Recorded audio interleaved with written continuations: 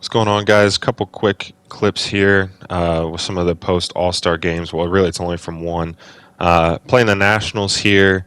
Both these clips are from the same game. We get a wild pitch here from Strasburg with McLean at second. He moves up to third, or that might be Friedel. It is Friedel. And then the very next pitch, another wild pitch, and we score our first run of the game on back-to-back wild pitches, what I thought was funny. And that was our only runs of the game up until the ninth inning where they had a 2-1 lead on us. Fraley leads off the ninth with a gapper double here.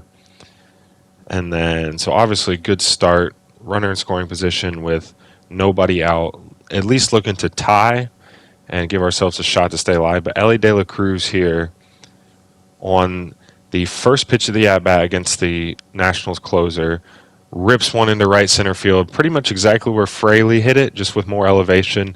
And that was the go-ahead homer, and we ended up winning that game thanks to Ellie De La Cruz and Jake Fraley's late game hitting. All right, on to the video. What's going on, guys? Welcome back to MLB The Show 24 franchise with the Cincinnati Reds. My name is Jake, and last time we took on a couple minor league teams and some player log games with some of our top prospects and fringe roster guys. We did the All-Star festivities, like the Home Run Derby. Aaron Judge won it, and then we did the All-Star game, pitched a couple, well, not a couple innings, pitched against a couple batters with Hunter Green, and they didn't put Alexis Diaz in, which was disappointing, but those were our two All-Stars. Had a couple hitters that were close, like Jamer, Matt McLean, and TJ Friedel, but didn't quite make it in. And then today, going to be a pretty quick one. Just going to kind of go over the trade deadline and got, for the most part, all of our draft picks signed. As you see, still kind of just treading water here post All-Star break. We're 4 games above 500. And this last game, I played this every single pitch of this game. This sums up how I've been playing lately in this game perfectly. I won 1-0 and got 4 hits. For whatever reason, I don't know if it's the settings I use to pitch on. I mean, it's legend difficulty, same as the hitting, but I don't know. I just have so much better luck with pitching than I do hitting. I'm just on a cold spell with hitting. Like, I struck out 9 times, only got 4 hits, walked twice. I don't know, but even the computer's been struggling to hit too. Like this game, I simmed against the Braves and Spencer Strider, no runs. Let's see, I simmed. I can't remember which other one I simmed. Oh, this one right here. Yeah, 2-0, or not 2-0, 2-10. They got 7 hits, so but still, just kind of treading water. But good news, we are still full 2 games up on the wild card. The Giants have lost 8 games in a row. They were 54-48, firmly in there, and yeah, they are just absolutely tanking right now. Pirates are right there. The Cubs are there as well. So it's kind of a 4-team race for this last wild card spot. Arizona's up there as well, but they've kind of separated themselves. They're 3 games above us. So, and then the Phillies are separate as well. Dodgers lead the NL West. Cardinals 4.5 games up on us in the NL Central. Braves lead the NL East. In the AL, the Mariners are having a great year. The Astros and Rangers are both wild card teams in the AL West. Angels, poor Mike Trout, still not good. Athletics not good. Twins are dominating the AL Central. White Sox are horrible, as you'd expect. And then the Yankees still have their best record in baseball with the Orioles. Really good record, but still 7.5 games back. Blue Jays are a fringe wildcard team. The Rays aren't far back, and neither are the Red Sox. So that division's actually pretty good. And then I guess, yeah, Padres still surprisingly really bad. I mean, their team rankings aren't good, but you would think they'd be a little bit better, but I don't know. Our division's pretty even. The Brewers are bottom of it right now at 48-61. And then the NL East, the Marlins, pretty bad. The Mets, disappointing again. They're 0-4 in real life, so that kind of fits. But really all I want to do today, it is the trade deadline. I don't really know if I want to make any trades. I considered moving Fernando Cruz, but I think I'm going to keep him just in case of any injuries with any of our relief pitchers. And then we got some of these older pitchers who really don't have any trade value, so it's not really worth looking at trading them.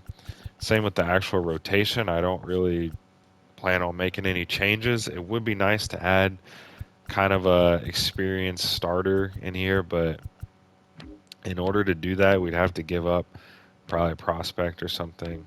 As you see, there's gonna be a lot of snowflakes in the lineup right now because we are struggling to hit and create offense. But again, we're still right there in the playoff mix, so that's good. Ellie De La Cruz is up to an 82 overall, and I'll kind of get to him in a second. Um, as far as transactions around the league, still nothing has happened outside of that Yankees trade with the Guardians. So kind of a boring trade deadline here. But I also look at it as all the teams you'd expect to compete are competing. So there's not really need for them to make any changes because they're already competing. You can say like the Mets need to add a piece, or Pirates are kind of a surprise team, so maybe they'll look to add someone. But nobody's really like a super surprise team. Like both of these teams made postseason last year. Cardinals didn't. Um, but even then, they're not. They're the highest rated team in the division, so you'd expect them to be good. Braves obviously good. Phillies good. Like you'd expect that. Mariners are kind of a surprise, but not necessarily due to lack of talent. Just with how good they are, you'd expect them to be a wild card team, but not this good. But I mean, Astros, Rangers good. Twins good, like you'd expect. Yankees really good, better than expected, but still not super surprising that they're competitive. Orioles same thing. Blue Jays same thing. So maybe boring for a reason, just because again there hasn't really been many surprises. Um, so yeah, there just hasn't been much going on. If we go ahead and look at the trade block here again, the one thing I would really consider adding is a pitcher, but I mean Bailey Ober is kind of an interesting option here at a potential, and we actually had a trade offer for him. I forget who they tried to get from us, but I I don't know. It's just like again, in order to get one of these guys, we're gonna have to give up prospects, and our rotation is not the issue. Like obviously Abbott is hurt, but Williamson with a 3.07 ERA since coming up, Montas 3.58. Like no one is below, or no one is above a 3.5 that starts for us. And then the bullpen, same thing. Like Lucas Sims is struggling. Um, maybe we could send him down and bring up Fernando Cruz, but still, that's not like making a change. Um, like everyone's doing good in the rotation. It's the offense that needs help, and I don't think making a trade would do that. Really, the only thing I've considered is bringing in JD Martinez, but his ratings have plummeted, like -10 across the board. Tommy Pham's also not a terrible option to bring in. Brandon Bell has a platoon bat, but even then, that's going to take playing time away from our youngsters. I have kind of, not that he's playing bad, but I have kind of considered sending CES down. Um, and, because his ratings are going up, but maybe not as quickly as you'd like. Um, so that's something I kind of considered. And then we could maybe bring, I don't know, Pico Armstrong up to let him play some. But yeah, I'm not sure. Again, not a decision I want to make right away. But yeah, there's really just not a ton going on here with the trade deadline. One thing I did do, though, and we'll talk about that here. So the trade deadline, so you given 3 windows for contract extensions. It's be before the season in spring training, and then in this trade deadline prep/contract extensions phase.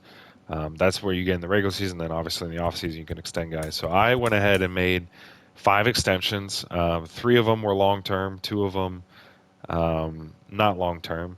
So right away with Alexis Diaz, I've mentioned this before that if you play well with guys, their potential can go up. Well, as you see there, the potential has gone up to an A. So he's our closer of the future. He is 28 for 31 with a 2.35 ERA. I mean, he was an all-star, so I went ahead and signed him to an extension. Ellie De La Cruz, I know like the numbers with him aren't like staggering, but all the ratings for the most part are going up. And he's literally the future of this team. The strikeout percentage is down 10%, which is good. He's awesome on defense because he just covers so much ground. So signed him to a 7-year deal for 70 million. Nick Lodolo, same thing, sub 3 ERA, not quite an all-star this year, but he's going to be our top left-handed arm for the foreseeable future. Another guy with a potential 2.82 ERA. Ratings are going up a lot. Um, so sign him to a 6-year deal. Again, most of these deals are going to take us through the end of the decade or up until these guys turn like 30 or 32 or 33-ish. So that was kind of my reasoning with this. Like, all right, we're going to sign these guys through the decade or until they get to that age range where they start to drop off a bit. At least for those first three. And then Matt McLean, I signed to a 3-year extension, which just takes him to arbitration. Um, the reason I didn't sign him long term is because the versatility is there. The potential isn't as high as other guys. Like B's still good, but it's just we've really struggled to be consistent with him. So as high hopes as I have for him, I'm going to hold off on giving him a big deal. Now, this deal obviously takes him up to arbitration, takes him through his renewable deal. So we'll have him on a cheap contract for the next 2 years, and then once he gets to arbitration, if he plays well, we can sign him to an extension there. If he's still kind of, fringe star, shaky with the consistency, we can just offer him arbitration. And I kind of did the same logic with Spencer Steer. I just signed him to a 1-year deal that takes him to arbitration. Again, same thing. The ratings and potential are there, but kind of holding back on signing him to a massive deal because this year, again, this isn't even just me playing and not playing well with these guys. It's like this on Sim too. I mean, he's a -1 WAR player this year. Part of that's because he plays a position that's, you know, very power central, driving in runs. And the first part of the year, he was driving in runs a lot, but he's really tailed off with the run producing. Um, so again, I'm going to keep him around. Obviously, he's a big part of the future, but I'm going to hold off on giving him that big extension like I did for guys like Ellie and some of our pitchers. Um, some other guys that are up, Friedel. Let's see, he is still renewable. I'm going to hold off on extending him because, again, our outfield plans kind of changed a little bit with the addition of Pete Crow Armstrong. I'm going to bring him back. It's just I'm going to wait to see how the rest of his year goes because at one point he was batting like 315. He's down to 277 now. Still a good player for us, a 2.4 WAR, which is probably near the tops for us. But I'm going to hold off on extending him. We'll get a deal in the offseason, but for now we'll just keep him as is. TJ Antone, I just get kind of weary with extending guys, especially 30-year-old relief pitchers out of the bullpen. I'll probably sign him or at least offer arbitration, but I'm not going to look to give him a big extension. Noelvi Marte, I'm holding off just because some of the ratings are going down, and he's barely played in the majors yet, so not really in a rush to extend him. Some of these guys, like Jake Fraley's a platoon bat, so I'm kind of weary on extending him. Picro Armstrong, again, just not looking to give him a massive extension because the sample size is so low. The ratings, though, are promising so far. Tyler Stevenson, ratings are going well. The stats, though, aren't good. He's been doing okay lately, but yeah, holding off on signing him. Benson, platoon guy. Stuart Fairchild, platoon guy. Christian Encarnacion Strand, ratings are going up. He's been playing okay, but still not ready to give him an extension yet. So most of these guys we're just going to re-sign and keep them arbitration and renewable eligible. But wanted to go ahead and sign some guys that I know for a fact, like Lodolo, Ellie De La Cruz, Alexis Diaz, that are going to be fixtures for the team and star players for the near future. Because again, with Ellie, I know the average is 218 and the on-base percentage is sub 300, but he's just going to keep getting better. And at the very least, we're getting speed and fielding that's going to really come through for us in multiple occasions. So that's what I did for the extensions. So with that, I don't really plan on trading anyone. Like, if I look at the 40-man roster here, like, there's some guys that we could probably benefit from getting rid of. I might actually promote Bubba Thompson, but I don't know who I would demote just because it'd be good to have, a defensive substitute as well as a pinch runner. Um, but yeah, there's just not really guys that are going to command a lot of value, nor I'm really willing to move off of. Um, so I think we're just going to stay put. Um, we are in a playoff push. I know I could probably trade Jonathan India and bring up no LV. I know I could probably trade one of these platoon outfielders. I guess just for the fun of it, let's go ahead and package Jonathan India with Jake Fraley. Just because Fraley has the higher potential overall, so he'll have a little bit more value than Will Benson. And let's kind of see, like, what's the ballpark of what we could get. Like, that's not a terrible trade, Tyler O'Neill and Garrett Whitlock, but not not really something I'm interested in. Like, we're getting guys with good potential, but they're low overall, so really the only thing I would look to trade for is just like a proven guy right now. And as we're scrolling through here, just not really getting it. Our Trey Turner is obviously a proven guy, but like that would just completely change our budget, and I'm just not interested in making that move, especially for a 30-year-old guy who can play in the outfield, yes, but is just going to completely command a big part of our budget and plays a position where we have a lot of depth already. So, and he's already 30, so not going to do that. Joey Weimer is not a terrible guy to get, but yeah, as you see here, just not really any offers that just blow us away. Walker Buehler C potential, interesting. Has he really been that bad? Jorge Soler is not a terrible look, but do I want to give up two guys for one power bat? Actually, he's not just any power bat. He's actually going crazy this year. If I go over to him, he has 35 home runs through 93 games. He's on pace for like 60 because he has an OPS of 1,000. So somehow only a 2.5 WAR, but probably because he's strictly a DH, so he doesn't have the defensive value. Surprised his ratings aren't going up more, but he is 32. Um, so yeah, as you see there, and like I said, obviously getting Trey Turner, he would be the best player for us, and he's not like super old to the point where he's going to start deteriorating, but he has a contract through 2033 for 27 million a year. I'm just not looking to get into that right now. So yeah, I think I'm just going to stay put and just keep it running because again, we're right in the playoff mix, and I would rather look to get guys in free agency. I can't think of like Juan Soto. I know is an upcoming free agent. I can't think of anyone else off the top of my head, but I think we'll be more players in free agency than the trade deadline because we have good players. It's just they're just not playing well right now, but we're still right there in the playoff race. And here we go. Right as I sim through, what are the Padres offering me? Tyler Wade for Alan Cerda. Yeah, I'm not going to do this. No, thank you.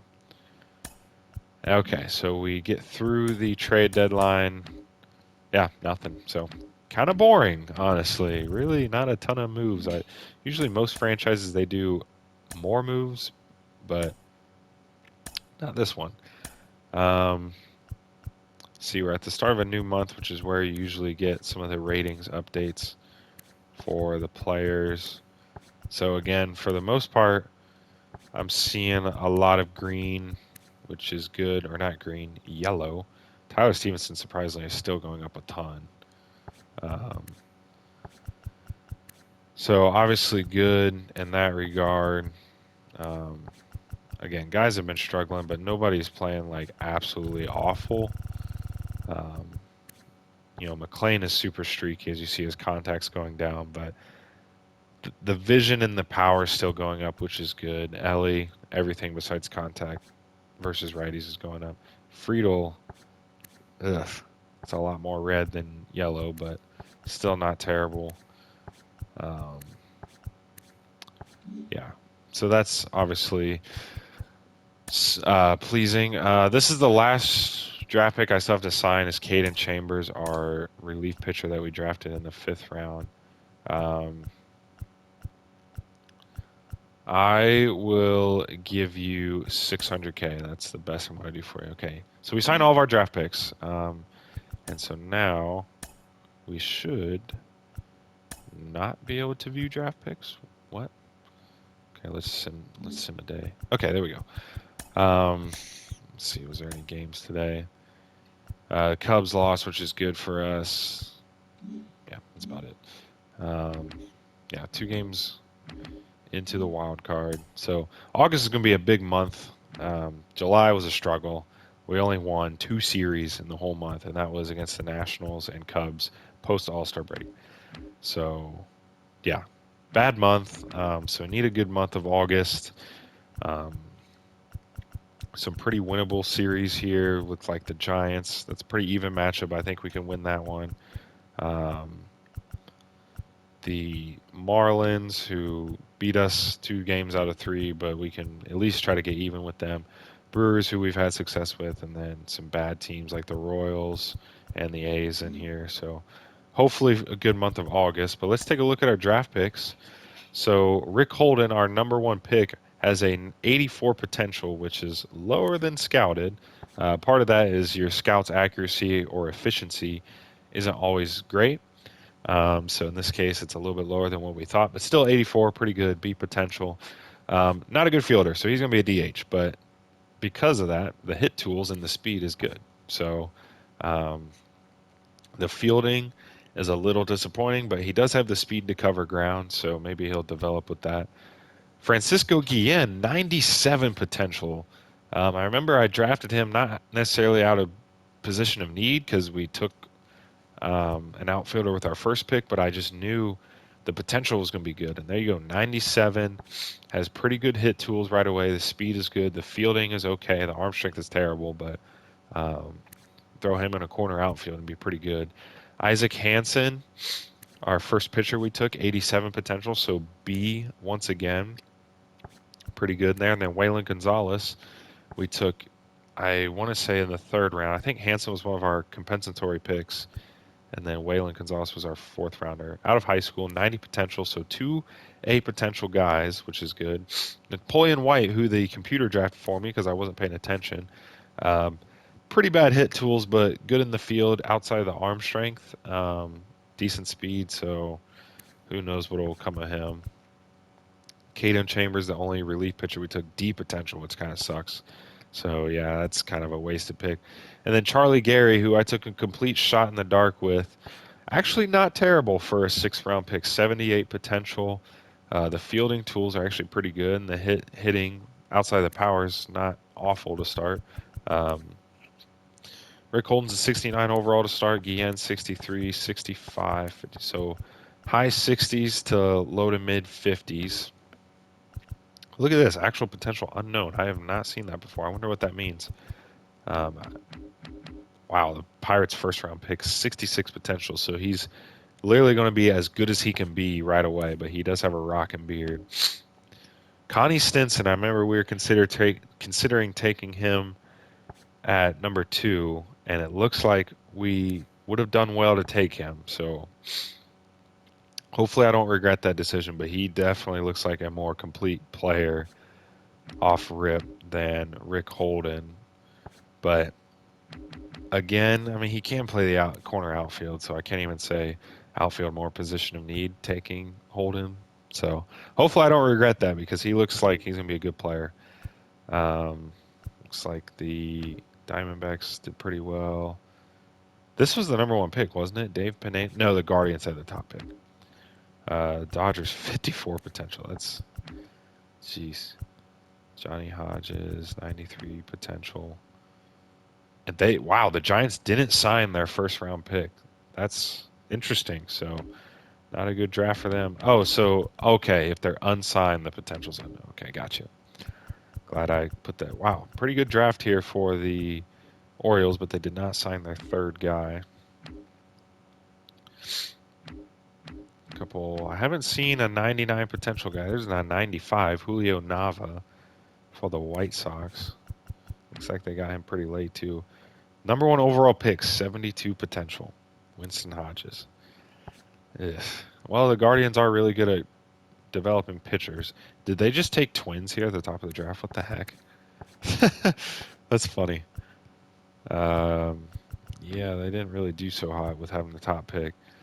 Um, Indy Fuqua, that's a fun name. Or Andy Fuqua. Wow, 64 potential first round pick. That is rough. 90 potential later in the draft, though.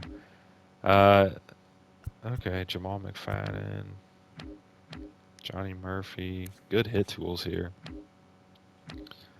There's a 99. Of course, it has to go to the Braves. Already the most stacked team, arguably. And they get a 99 potential pitcher. So, Leo Good. Pretty good draft for them. Really bad with the Marlins. Well, 1B potential guy? Jeez. A lot of these lower potential guys are going to have good tools right away, but it's just they're not going to get any better. Um, so it doesn't look like any generational prospect. I mean, we have the second highest potential guy, Francisco Guillen, so that's obviously encouraging. So yeah, there you go. That is our draft class. Hopefully, I don't regret not taking Connie Stenson because on initial just taking a look at it, I might have made a mistake with that. But we'll see. We'll see how it goes. Um, the hit tools for Holden are better. I mean, Connie Stinson has the better vision, and he's not as fast, but he's a much better fielder. So we'll see how that works out. I mean, he's in our division, so he's going to be brought up pretty much right alongside Holden. So yeah, that'll do it for this part. I know maybe kind of boring because it's just mostly talking and going over what's been going on. I guess something I haven't shown yet. We can take a look real quick. Yeah, Solaire's just absolutely raking. So we could have traded for the MVP favorite. Otani right there. Cy Young, Gallen, Snell. How is Strider up here with a 4.08 ERA? Like, why is Hunter Green not up there? He's doing awesome. Horner with batting title. Camilo Doval. Rookie of the Year, Jung-Ho Lee. Yamamoto second, and then Yanquiel Fernandez. In the American League, Edouard Julien, Hank Aaron Award. Evan Carter, Rookie of the Year. Could definitely see that happening in real life. Leclerc, Reliever of the Year. Soto, batting title. He is doing really well the first couple series for the Yankees. Garrett Cole's still having a crazy year. And Yordan Alvarez, who was actually my pick to win MVP in real life, yeah, he's insane. So, yeah, that'll do it for this part. I know kind of boring, but just wanted to kind of showcase the contract extension moves that I made. Not going to make any more. Maybe I'll give Friedel a 1 or 2 year deal. But yeah, then look at our draft picks. We got everyone signed, and for the most part, did pretty good potential wise outside of Caden Chambers, who's a reliever. So, did I really figure on him being a big part of the future anyway? Not really, but yeah, pretty good. So yeah, that'll do it for this part. I would say the next series I look to focus on, it kind of depends on how the playoff race is shaking out. Like this Pirates series might be pretty important, so that could be a potential one. The Cardinals on the road is obviously one to look at. And then obviously we'll do the finale series against the Cubs. So that'll do it for this part. Hopefully we have a better month of August and kind of position ourselves more firmly in the wild card, but we shall see. So that'll do it for this part. Thank you guys so much for watching and have a great day. Goodbye.